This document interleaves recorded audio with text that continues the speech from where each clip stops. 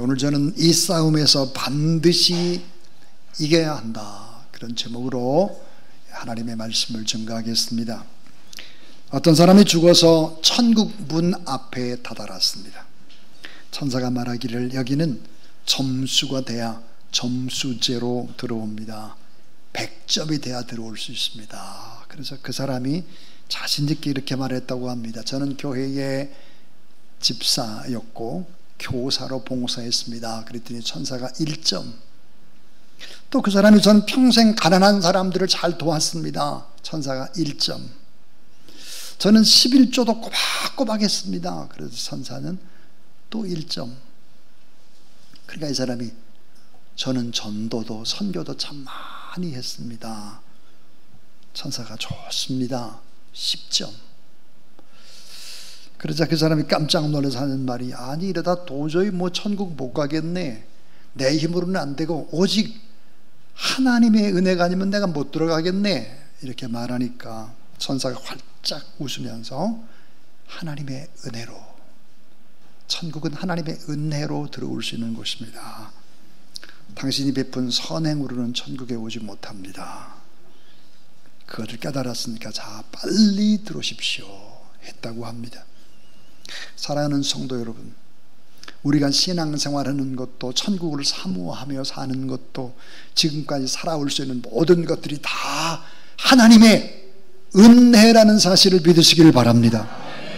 우리의 선행이나 공로나 노력으로 우리 인생이 이 자리에 이곳까지 지금 이렇게 왔다고 생각해서는 안 됩니다. 하나님께서 원하는 점수를 우리는 채울 수 없죠. 그래서 예수 그리스도의 십자가를 바라보는 것입니다.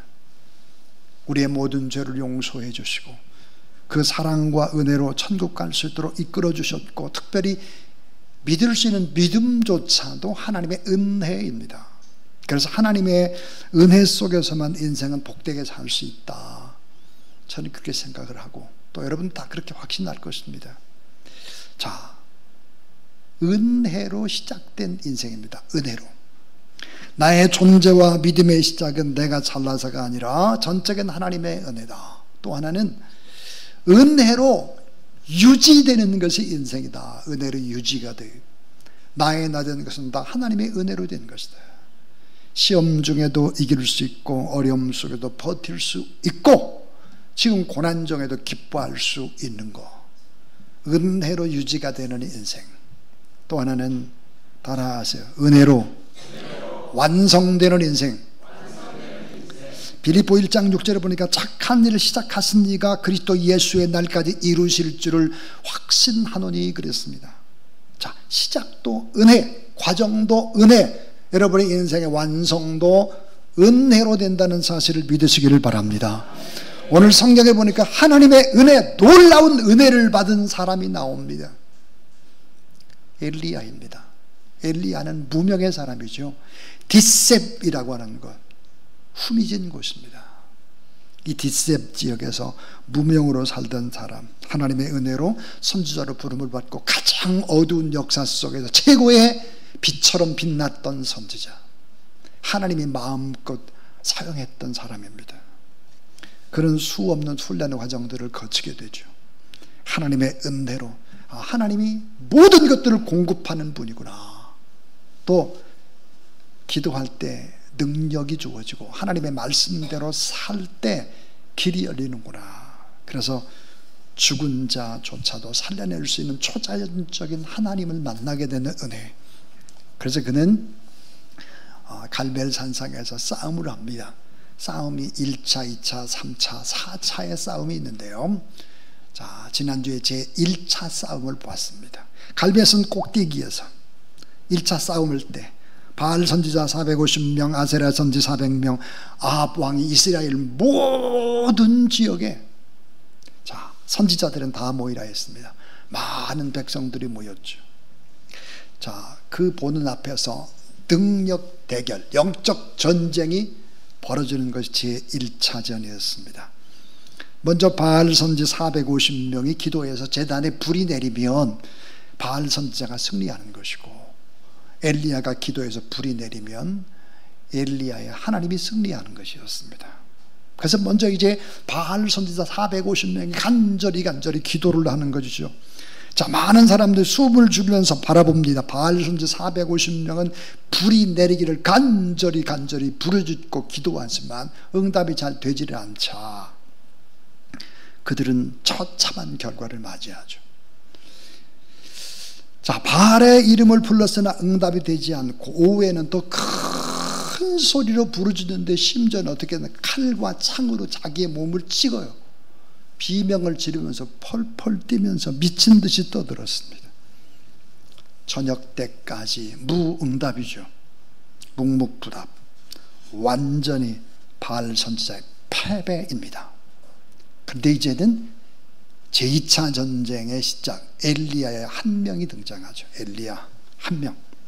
이 단 한 명 엘리야가 갈멜산 꼭대기에서 나타나고 있습니다. 기도가 시작이 되죠. 이 싸움에서 어떻게 이길 수 있을까? 이 복잡한 세상, 우리가 살아가는 세상은 얼마나 복잡합니까? 얼마나 싸움이 많습니까? 얼마나 우리가 투쟁하며 전쟁하며 그렇게 삽니까? 이 세상에 우리는 어떻게 영적 싸움에서 승리할 수 있을까? 엘리야에게 배우고 엘리야에게 함께 하신 말씀의 그 원리를 찾고 적용하면 반드시 오늘 우리들이 승리할 수 있다는 사실을 믿으시기를 바랍니다. 자, 어떻게 기도하고 어떻게 엘리야는 싸움을 준비할까? 네 가지의 원리를 생각할 텐데요. 그 첫 번째입니다. 첫 번째가 무언의 기도입니다. 무언의 기도. 자, 소리 없이 하나님께 드리는 함성입니다. 자, 소리 없이 하나님께 드리는 함성. 자, 여러분 한번 생각해 보세요. 사랑하는 사람들끼리는요, 많은 말이 필요가 없습니다. 주고받는 말 한마디가 없어도 서로의 마음을 깊이 읽어낼 수 있습니다. 사랑하면. 침묵 속에서도 이미 많은 소통이 이루어졌습니다.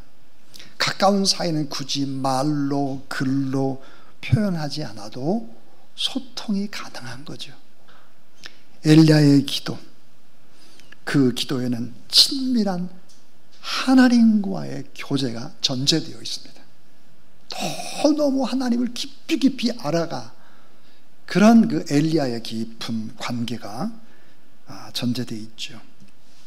피터 와그너라고 하는 사람이 능력으로 기도하라라는 책 속에서 이런 얘기를 하고 있습니다.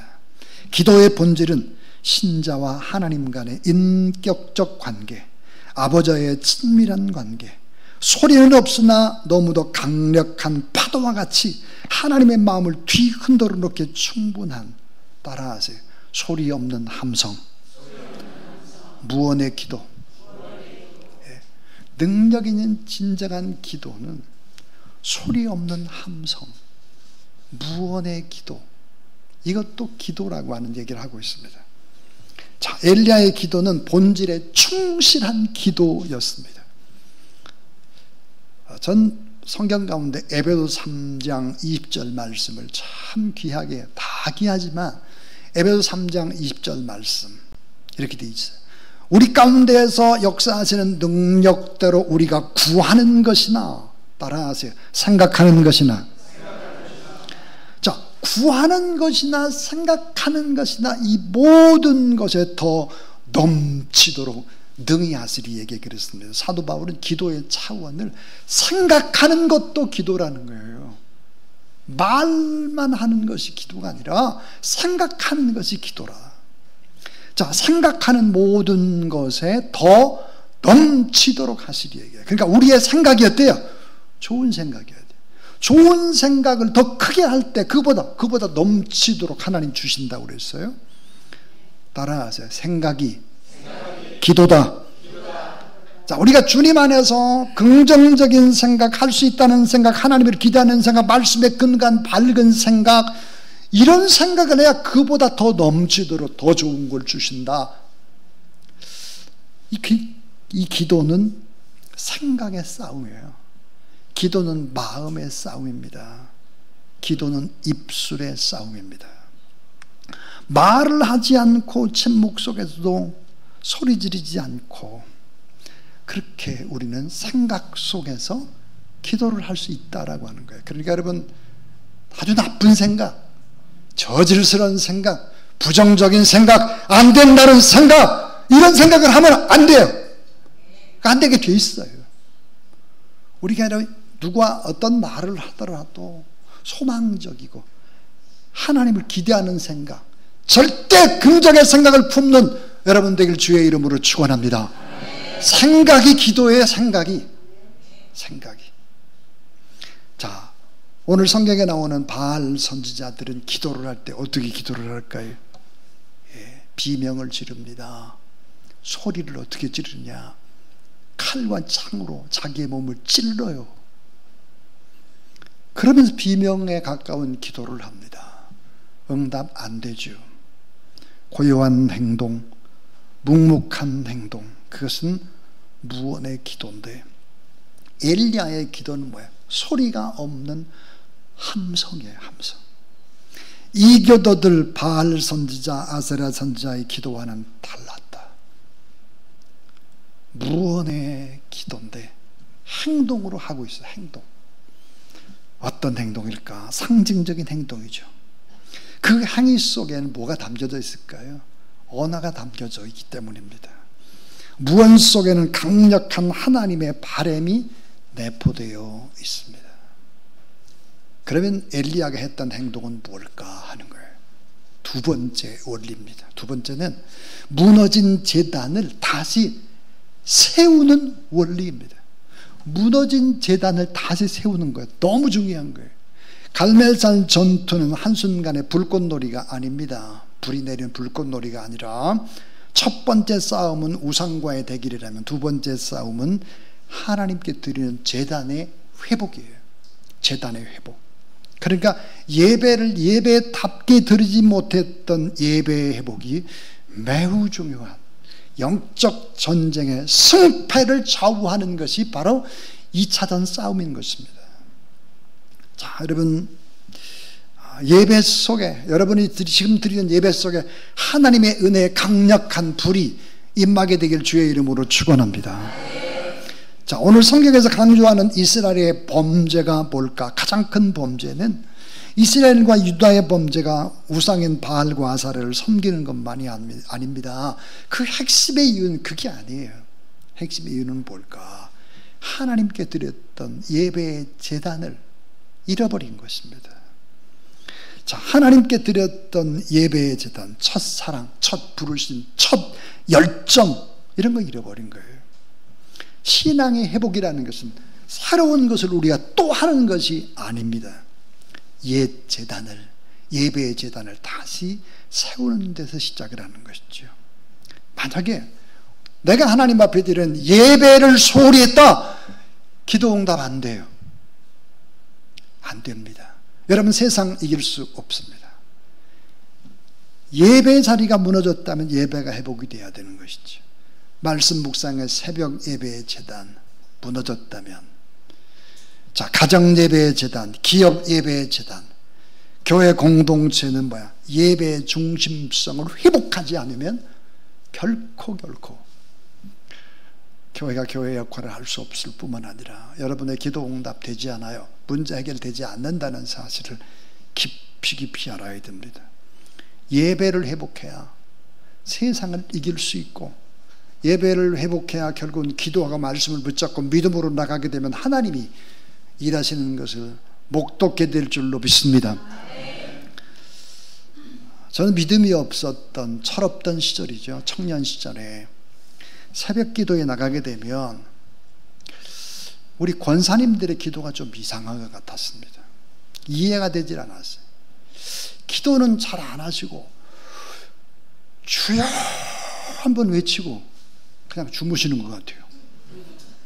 그리고 또 몇 분 있다가 또 막 주여 이렇게 하시고 주여만 계속 부르시는 거예요. 졸다가 주여를 하는지 뭘 하는지 잘 모르겠어요. 근데 어떻게 저렇게 기도를 할까? 권사님들은. 시간이 지나고 나서야 깨달았습니다. 아, 권사님들의 기도는 참 깊은 기도였구나. 말을 많이 하는 기도보다 주여라고 하는 저 기도 한마디 속에 담겨져 있는 간절한 바람, 주님을 부르면서 하나님께 올려드리는 깊은 기도. 주님, 저의 마음을 아시죠? 저의 아픔을 아시죠? 저의 바람을 아시죠? 이런 마음으로 주여를 부르는 거예요. 자, 여러분, 주여 속에 담겨진 수많은 사연들, 안타까운 일들 하나님 앞에 부르면서 주여 부르면서 올려드리는 것입니다. 외마디의 기도죠. 외마디. 주님, 저를 살려주세요. 주님, 저런 소리 안 나게 해주세요.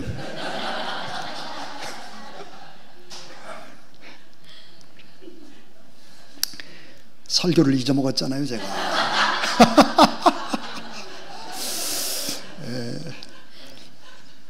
다른 때는 안 웃었는데 제가 실수한 대로 웃잖아요. 또. 자, 열왕기상 18장 30절에 보니까 엘리야가 모든 백성을 향하여 이르되 내게로 가까이 오라. 백성이 다 그에게 가까이 가매 따라하세요. 그가 무너진 예배의 제단을 수축하되, 무너진 예배의 제단을 세워야 된다는 거죠. 하나님 앞에 예배 드리지 않고 어떻게 기도가 응답되길 바라냐, 어떻게 이 세상 속에 탁월하게 되기를 바라냐, 예배 드리지 않고 어떻게 이 세상에서 이기고 더 능력 있는 하나님의 사람으로 살아가길 원하느냐. 안 된다는 거예요. 가까이 나오라. 무너진 여호와의 제단, 무너진 현실을 보라 하는 거예요. 무너진 현실. 하나님의 은혜가 임하지 않으면요, 나의 교만한 나의 모습을 볼 수가 없습니다. 하나님의 은혜가 임하게 되면 예전에 안 보였던 새로운 것들이 보이기 시작을 하죠. 그러니까 회개하게 되는 거예요. 하나님 앞에 회개하게 되고 진정으로 기도할 때 성령이 강력하게 역사하고 내 영의 실체를 보는 것입니다. 이건 축복이죠. 놀라운 영적으로 무장하는 시발점이 되는 것입니다. 엘리야의 무건의 기도, 침묵의 기도는 결국은 이 백성의 눈을 열어주세요, 이 아픈 현실을 보게 해주세요 라고 하는 무건의 기도였습니다. 자, 세 번째 아주 중요한 원리입니다. 이것은 언약의 신앙을 다시 붙잡는 원리입니다. 언약의 신앙을 다시 붙잡는 거예요. 때로는 세상 흔들리고 교회가 흔들리고 세상의 기준이 다 변해도 하나님의 약속은 언제나 영원하다. 이 신앙은 눈에 보이는 현실이 아니라 말씀 위에 서는 것이다 그랬습니다. 그래서 고린도후서 1장 20절 말씀을 보니까 하나님의 약속은 얼마든지 그리스도 안에서 예가 되니 그런즉 그로 말미암아 우리가 아멘하여 하나님께 영광을 돌리게 되느니라 그랬습니다. 자, 여러분, 오늘 성경 속에서 엘리야의 기도, 무언의 기도는 행동으로 이어지는데 이 행동의 기도, 그것은 바로 압권입니다. 입을 굳게 담은 채로 짧은 시간에 가장 중요한 행동을 하고 있습니다. 어떤 행동일까요? 12개의 돌을 쌓고 있습니다. 12개. 12돌의 의미가 뭘까? 31절에 보면 야곱의 아들들의 지파의 수요를 따라 그랬습니다. 자, 야곱이 이스라엘이 됩니다. 처음으로 하나님과 언약을 맺는 것이죠. 자, 우리는 성경 속에서 이런 진리를 배웁니다. 하나님이 나의 남편이죠. 하나님은 나의 남편이 되고 그 다음에 우리는 이스라엘은 아내였을 때 사랑의 그 아름다운 관계. 근데 지금은 어때요? 오늘 성경에 지금은 다 그 관계가 깨어졌습니다. 남과 북이 쪼개져 있고 그 모습, 순결했던 순수한 신부의 모습이 만신창이가 됐죠. 신부가 아니라 배반한 창기의 모습이다. 성경은 그렇게 얘기합니다. 창기. 처음 이스라엘과 하나님께서 신부와 신랑으로 언약을 맺은 그때의 눈부신 모습을 회복하고 싶은 간절한 바람 12돌을 쌓는 것입니다. 자, 북이스라엘을 10지파, 남유다 2지파, 하나가 되는 12돌을 쌓는 것입니다. 하나님의 사랑과 구원의 역사, 한없는 은혜를 증거하는 12돌을 세우는 것이지요.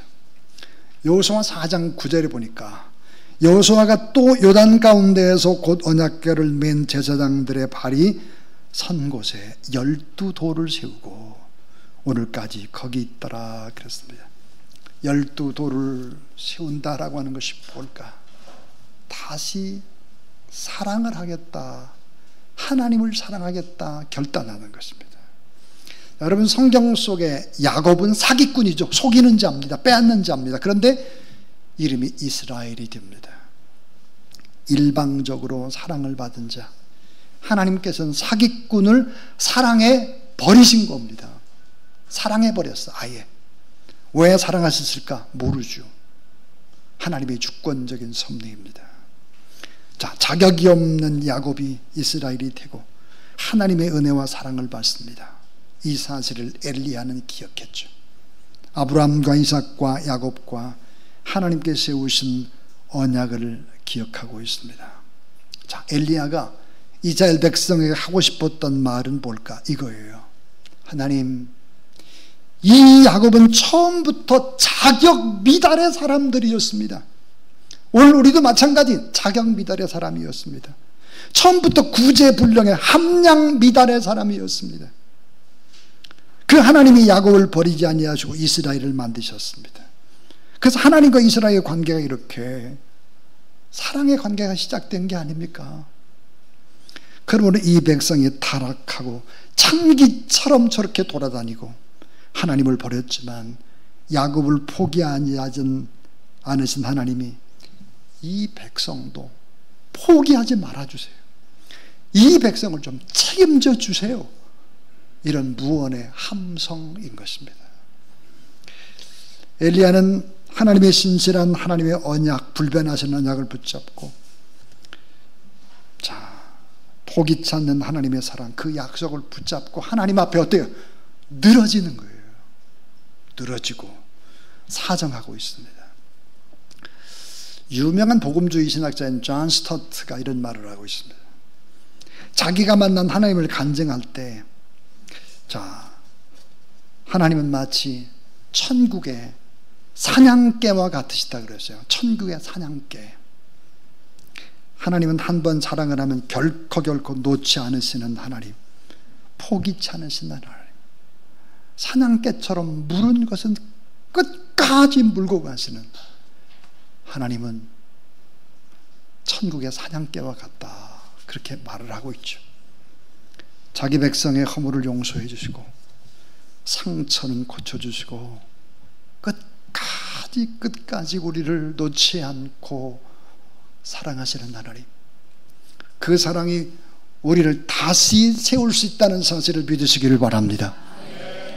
우리가 예수 그리스도의 십자가를 붙잡고 늘어져야 되는 이유, 새벽을 깨우며 하나님 앞에 부르짖어야 되는 이유가 뭘까? 우리는 연약한 사람이에요. 함량비달의 사람이에요.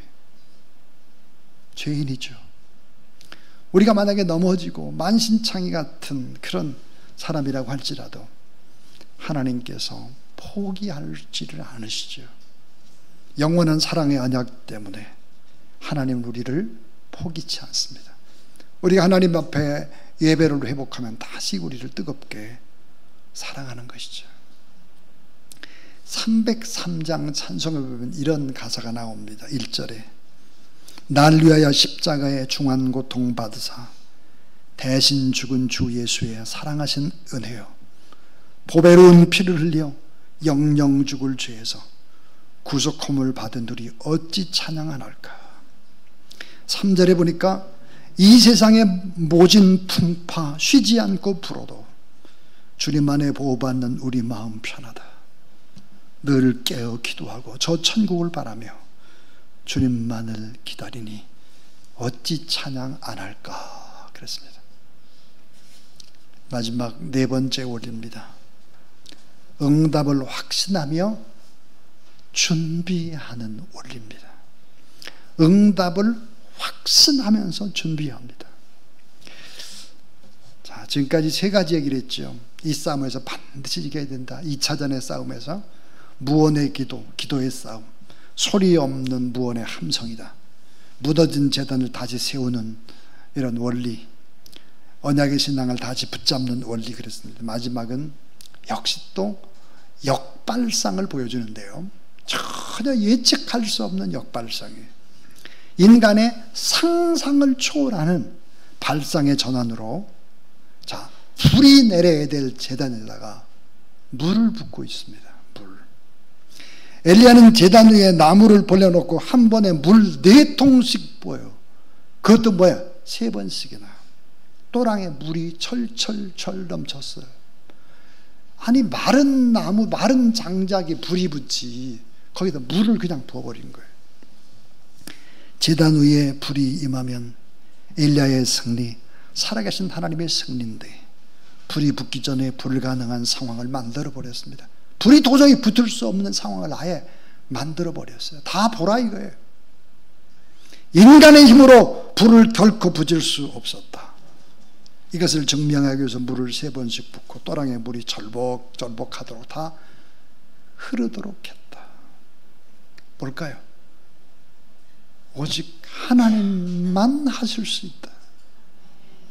여러분의 인생도 하나님만 하실 수 있음을 믿으시길 바랍니다. 자, 모든 응답은 하나님께로부터만 온다는 거예요. 하나님이 함께 하시면 영적으로 말라 비틀어진 영혼이나 세상 물에 흠뻑 적신 영혼이라 할지라도 완전히 하나님은 회복시킬 수 있다 하는 것이죠. 이런 기도입니다. 하나님 아버지, 하나님께서는 모든 것을 다 하실 수 있음을 저는 압니다. 저는 믿습니다. 저는 말라 비틀어진 영혼도, 새 속에 찌든 영혼도, 새송새파에 빠진 영혼도 하나님 다 용서해 주시고 다 살려주시고 다시 승리 주심을 믿습니다. 이런 기도예요. 이런 기도. 여러분, 예수 그리스도의 기도, 십자가의 기도는 외마디의 기도였습니다. 자, 십자가 앞에서 그 십자가의 고난 속에서 예수님의 입술에서 터져나온 기도, 그 기도는 뭘까요? 아버지를 부르는 것입니다. 아버지, 주여 부르는 거죠.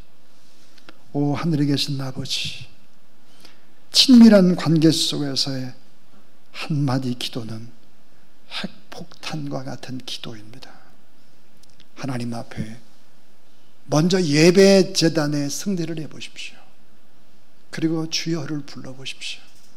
이 외마디의 기도 속에 여러분의 모든 소원들을 다 담아서 예수 그리스도를 부를 때 성령 하나님께서 일하시고 성령 하나님이 더 큰 하나님의 역사를 반드시 이루게 될 줄로 믿습니다.